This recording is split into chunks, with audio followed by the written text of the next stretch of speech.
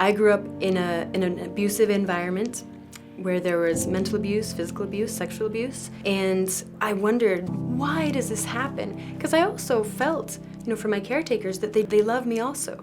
So why does that happen? What happens in the brain? What happens in the body and then the spirit? How is it possible that humans can treat each other that way, and especially they're like innocent kids?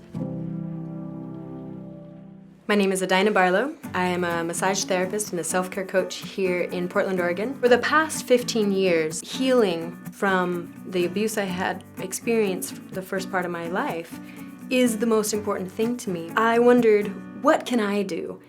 And I was like, nothing, I'm a tiny one person. But then an idea came to me. What if I could heal? What if I stopped the violence in my lineage? And what if from there it rippled out and influenced other people? Violence and abuse in our world, I want to see it replaced with a culture of self-care, a culture where prioritizing the well-being of our body, mind, emotion, spirit is expected. It's what we do. When I've eaten well, I sleep well, my relationships are well, my stress is reduced. There's a direct connection between stress and heart disease. When we're stressed, the blood pumps faster, the immune system is lowered. So all that plays into how well we function as humans.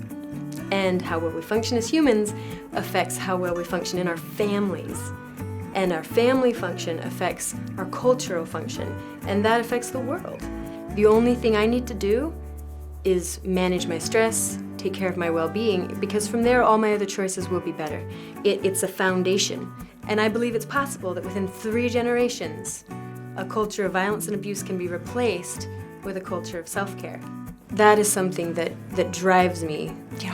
I want it to change.